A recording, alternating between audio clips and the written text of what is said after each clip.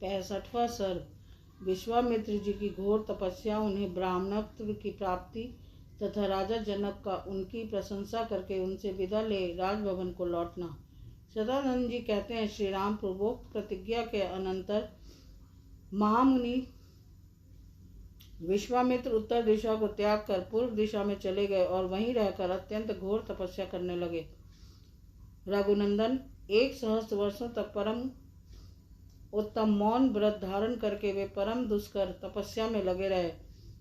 उनके उस तप की कहीं तुलना न थी। 1000 वर्ष पूर्ण होने पर तक वे महामुनि काष्ठ की भांति निश्चेष्ट बने रहे। बीच बीच में उन पर बहुत से विघ्नों का आक्रमण हुआ, परंतु क्रोध उनके भीतर नहीं घुसने पाया। श्री राम अपने निश्चय पर अटल रहकर उन्होंने अक्षय तप का अनुष्ठान किया। उनका 1 वर्षों का व्रत पूर्ण होने पर वे महान व्रतधारी महर्षि व्रत समाप्त करके अन्न ग्रहण करने को उद्यत हुए। रघुकुल भूषण इसी समय इंद्र ने ब्राह्मण के वेश में आकर उनसे तैयार अन्न की याचना की। तब उन्होंने वह सारा तैयार किया हुआ भोजन उस ब्राह्मण को देने का निश्चय करके दे डाला।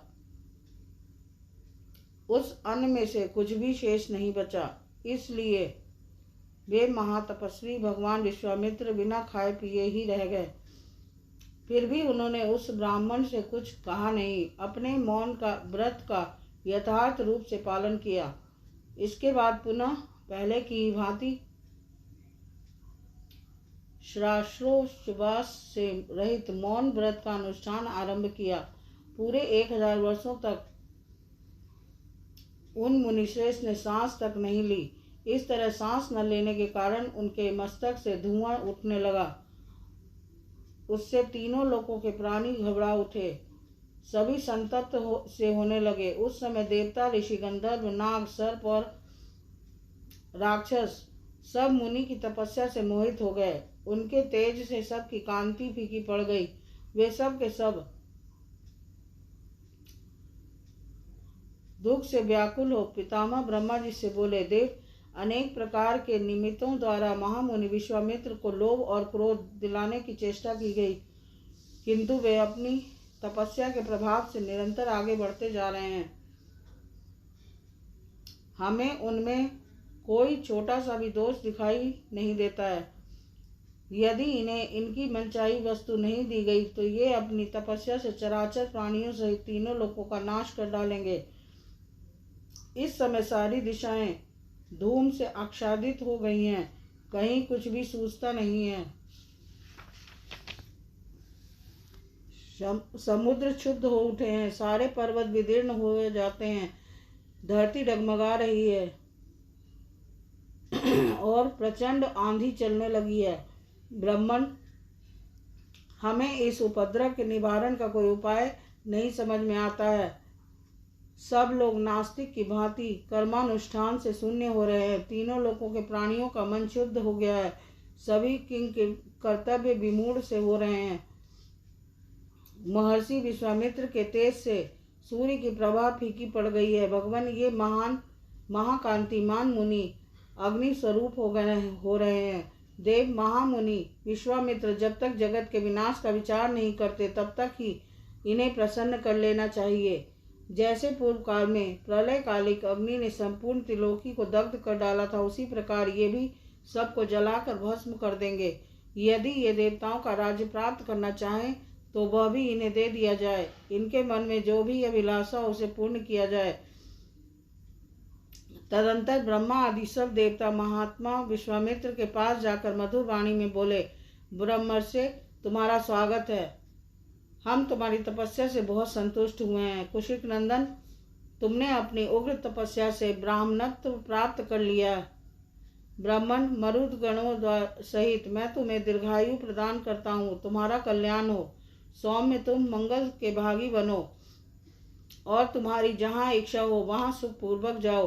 पितामह ब्रह्मा जी की यह बात सुनकर महामुनि विश्वामित्र ने अत्यंत प्रसन्न होकर संपूर्ण देवताओं को प्रणाम किया और कहा, देवगण, यदि मुझे आपकी कृपा से ब्राह्मणत्व मिल गया और दीर्घायु की भी प्राप्ति हो गई तो ओंकार वषटकार और चारों वेद स्वयं आकर मेरा वर्ण करें। इसके सिवा जो क्षत्रिय वेद, धनुर्वेद आदि तथा ब्रह्म वेद, ऋक आदि चारों वेद के ज्ञाताओं में भी सबसे श्रेष्ठ हैं, वे ब्रह्मपुत्र वशिष्ठ स्वयं आकर मुझसे ऐसा कहें कि तुम ब्राह्मण हो गए। यदि ऐसा हो जाए तो मैं समझूंगा कि मेरा उत्तम मनोरथ पूर्ण हो गया। उस अवस्था में आप सभी श्रेष्ठ देवगण यहाँ से जा सकते हैं। तब देवताओं ने मंत्र जप करने वालों में श्रेष्ठ वशिष्ठ मुनि को प्रसन्न किया। इसके बाद ब्रह्मर्षि वशिष्ठ ने एवमस्तु कहकर विश्वामित्र का ब्रह्मर्षि होना स्वीकार कर लिया और उनके साथ मित्रता स्थापित कर ली। मुने, तुम ब्रह्मर्षि हो गए, इसमें संदेह नहीं है। तुम्हारा सब ब्राह्मणोचित संस्कार संपन्न हो गया। ऐसा कहकर संपूर्ण देवता जैसे आए थे वैसे लौट गए। इस प्रकार उत्तम ब्राह्मणत्व प्राप्त करके धर्मात्मा विश्वामित्र जी ने भी मंत्र जप करने वालों में श्रेष्ठ ब्रह्मर्षि वशिष्ठ का पूजन किया। इस तरह अपना मनोरथ सफल करके तपस्या में लगे रहकर ही ये संपूर्ण पृथ्वी पर विचरने लगे। श्री राम इस प्रकार कठोर तपस्या करके इन महात्मा ने ब्राह्मणत्व प्राप्त किया।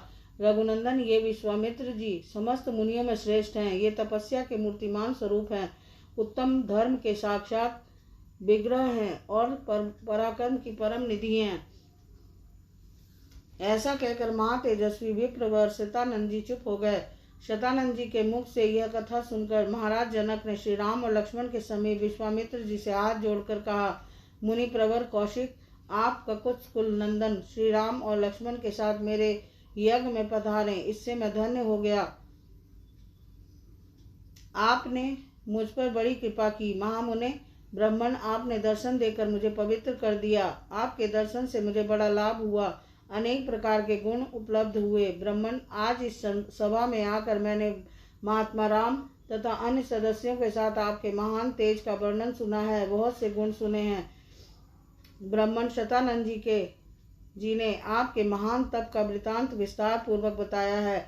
कुशिक नंदन, आपकी तपस्या अप्रमेय है, आपका बल अनंत है तथा आपके गुण भी सदा ही माप और संख्या से परे हैं। प्रभो, आपकी आश्चर्यमयी कथाओं के श्रवण से मुझे तृप्ति नहीं होती है, किंतु मुनि श्रेष्ठ, यज्ञ का समय हो गया है, सूर्यदेव ढलने लगे हैं। जप करने वालों में श्रेष्ठ महातेजस्वी मुने, आपका स्वागत है। कल प्रातःकाल फिर मुझे दर्शन दें, इस समय मुझे जाने की आज्ञा प्रदान करें।